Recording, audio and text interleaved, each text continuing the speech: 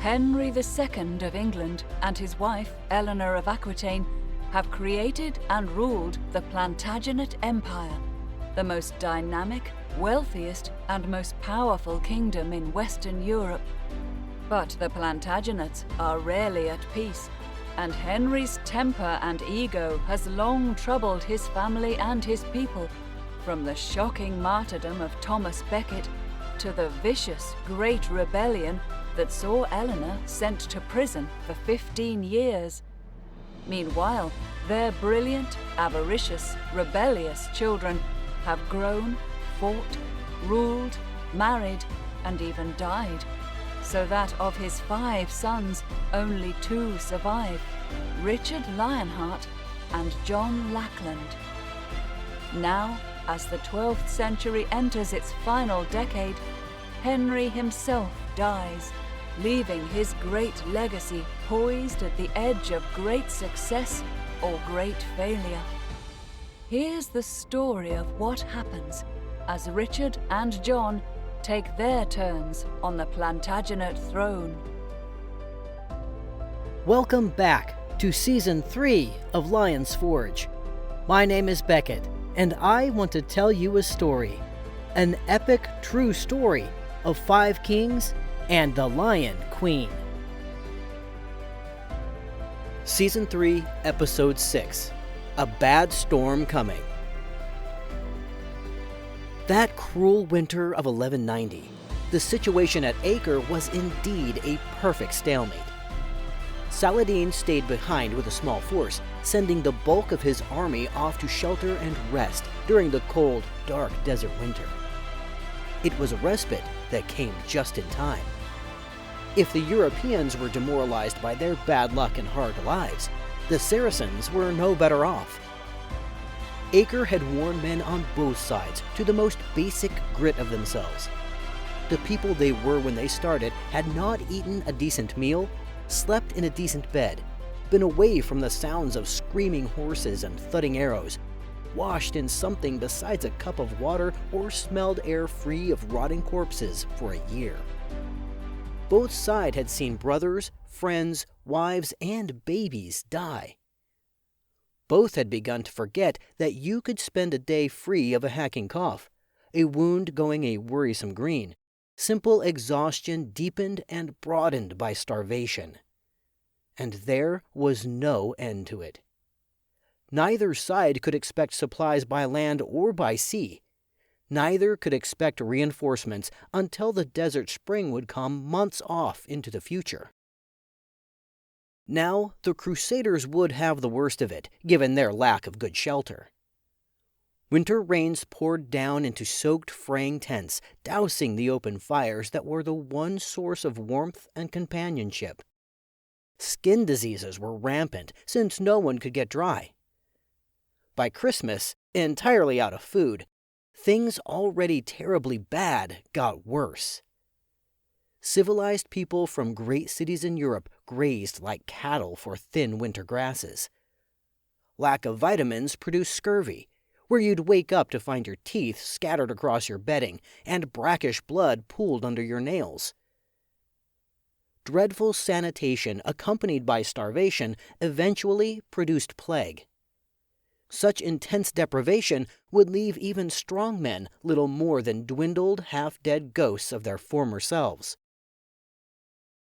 Cannibalism probably occurred that hideous winter, given letters written by crusaders that refer to men eating abominable food, things which should not be spoken of, things humans are not permitted to eat. There was the medieval version of a hospital at Acre, named after Thomas Becket.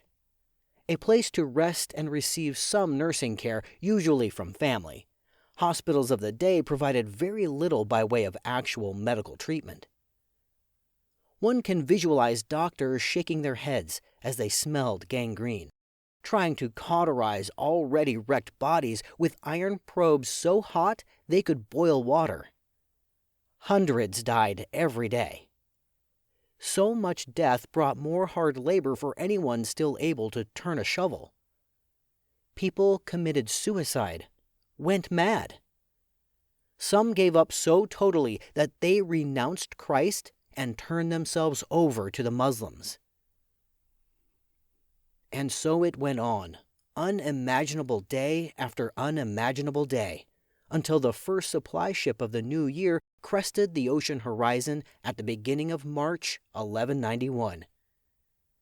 Incredible as it must have seemed to them, the Europeans realized they weren't all dead, all decayed, all insane. Enough of them had somehow made it through that second winter in front of the besieged city to be able to stretch aching bodies, turn sword blades against grinding stones, brush filth from ragged clothing. They still had an army. And if they had been weakened by the winter they had barely survived, their counterparts behind the walls of Acre had their own agonized stories. Like the Crusaders, the city's defenders were starved, sick, exhausted, almost broken.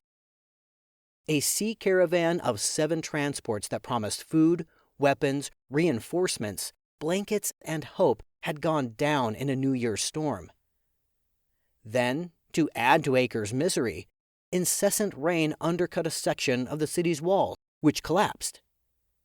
The Crusaders were too worn to take advantage of the unexpected invitation, and repairs were hurriedly made. But everyone trapped in Acre realized that the city could not hold out much longer without help. And help was not exactly pouring across Acre's plains. Saladin wrote a disgusted letter describing reinforcements whose first question upon reaching his lines was how soon they could go home. But this grim deadlock was about to break. Although they had taken an eternity to arrive, the majority of the Crusader army, some 19,000 men led by Richard Lionheart and Philip Augustus, would soon be landing on the sand-swept coastline.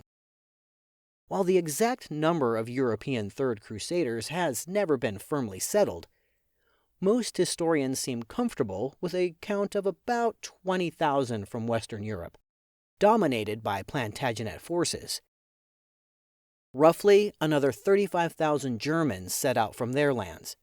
As we know, most of the Germans didn't make it.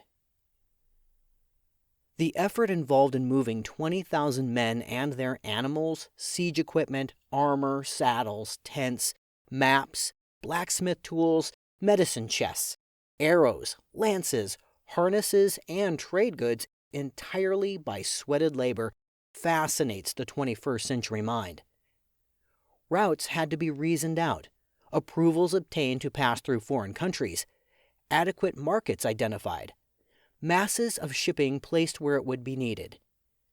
We still have merchant invoices submitted to the King of England for staggering quantities of goods. 60,000 iron horseshoes, 14,000 salted pig carcasses, tons of cheeses, beans, and crossbow bolts, all of which had to be produced, adequately packed, and then transported across half the known world by hand. Both Richard and Philip firmly intended to avoid the march across Byzantium that had marred the start of the Second Crusade. Despite the staggering expense which Richard had raided the Plantagenet world to afford, these crusaders would rely on ships and the sea far more than their predecessors had.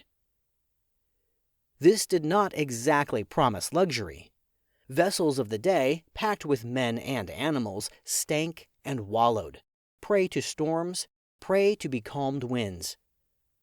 War horses that could normally endure virtually anything needed several weeks of rest on dry land before they could go back to work. But despite its drawbacks, sea travel was faster, as well as possessing the incontestable benefit of keeping pauper pilgrims back at the dock. These crusaders had also learned another lesson, this one about discipline, that Achilles' heel of the Second Crusade. Richard's penalties for bad behavior smacked of Zengi ad-Din's tough regime back in his day. If you murdered someone, you could look forward to being tied to the corpse and either thrown overboard if at sea or buried alive if on land. simply pulling a knife in the heat of the moment would see the offending hand sliced off.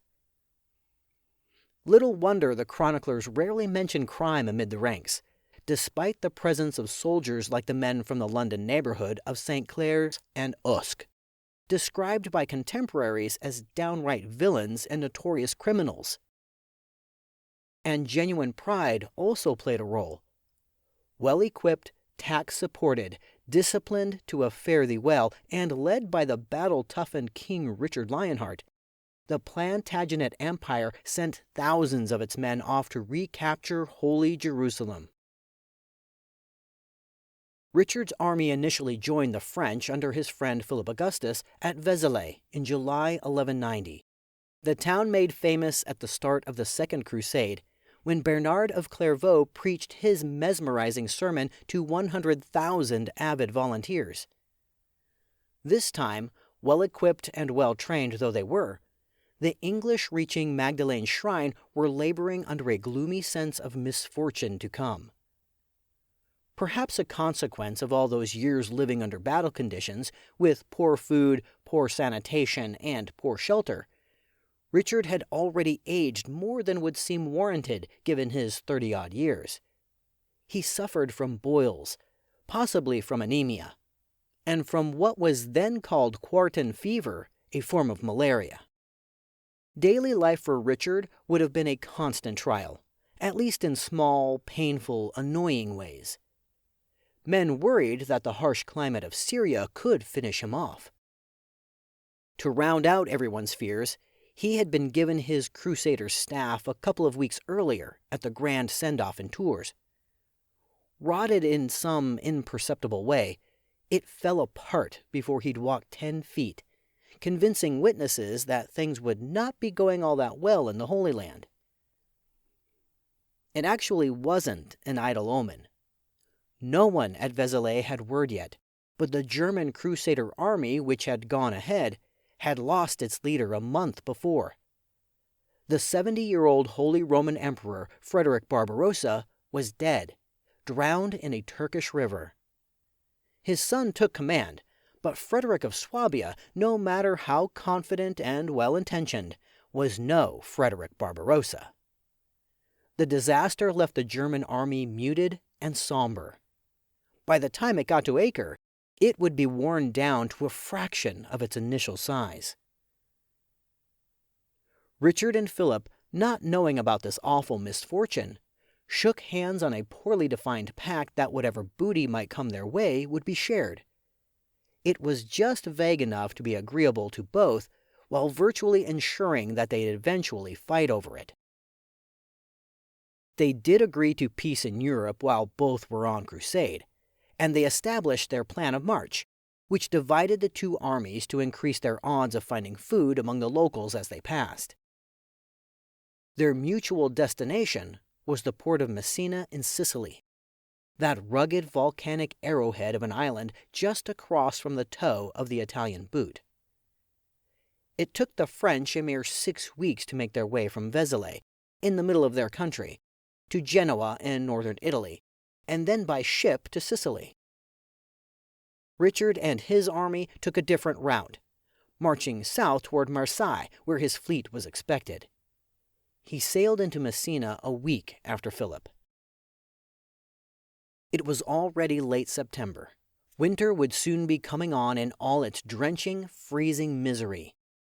And its churning seas held no appeal for sailors of the era, who clung to coastlines even in good weather. The King of France was accordingly anxious to get on with things, apparently planning on heading out the day Richard arrived, only to be stopped by a storm. Richard, however, would be moving at a different pace. One reason was an insult visited upon Richard's sister Joan, who happened to be the Sicilian queen. The other was money, specifically Sicilian gold. The ultimate outcome would be a permanent split between those dear friends Richard Lionheart and Philip Augustus. As might be remembered from the story of the Second Crusade, the Normans had made themselves the dominant power in Sicily. Essentially a very large triangular mountain floating in the Mediterranean, Sicily sat squarely amid the greatest sea routes in the medieval world, and had made itself a fortune growing and trading wheat, oranges, lemons, sugar, pistachios, and cotton. The island in our day is scarcely famous for its wealth, but Sicilian kings of the Crusader era reigned over a fabulously rich country that reached up into Italy. Their outsized ambitions stretched as far as Greece, Constantinople, and Anatolia. Sicily's kings were so well off they could afford the flamboyant gesture of setting solid gold and silver tiles into the floors of their palace at Palermo, not to mention building an artificial lake out back big enough to float a ship. Their country was welcoming to a cosmopolitan society of Arab scholars, Genoan traders, French knights on their way to a tour of duty in the Outremer, monks from Normandy, and sailors from Lisbon who mingled, talked, cooked, slept with the native girls, learned each other's languages, and read each other's books. The island's most recent king, yet another king named William, had been long married to none other than Joan Plantagenet, seventh of the Plantagenet offspring. King William, sufficiently even-tempered to earn the nickname the Good during his lifetime, despite his well-stocked harem, and to be granted a place in paradise by Dante, had died the year before the Crusaders arrived on his shores. During his lifetime, he had filled treasure chest after treasure chest to fund a crusade, one he never had the time to make.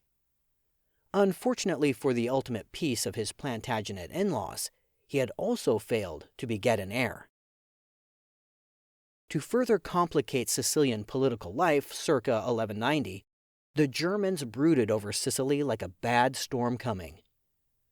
One of Frederick Barbarossa's sons had been long married to a Sicilian princess.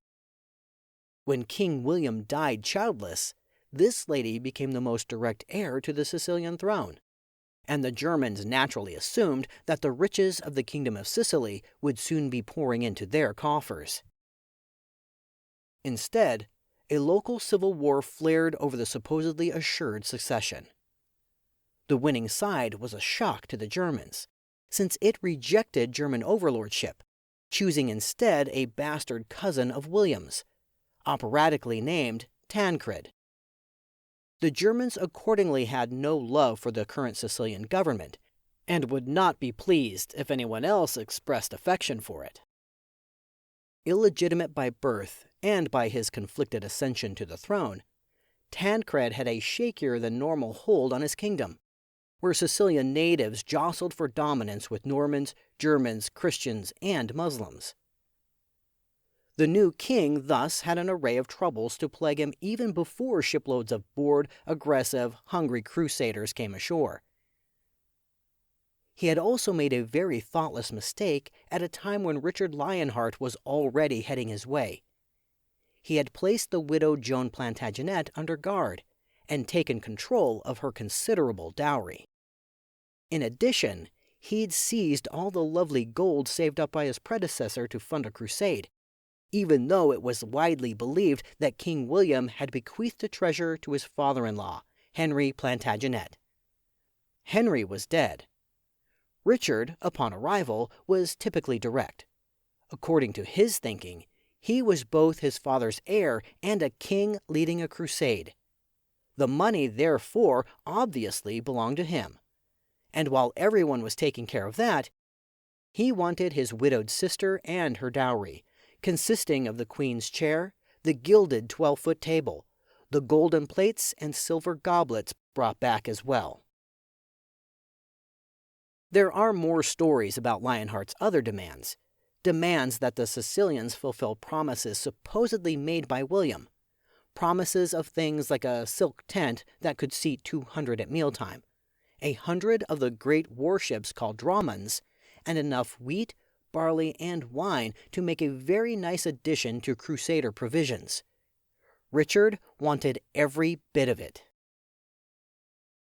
This was disputed back and forth for a couple of weeks between the Sicilians and their continental guests, a dispute fueled by shortages in the local markets, rocketing food prices, and crusaders behaving badly toward the locals.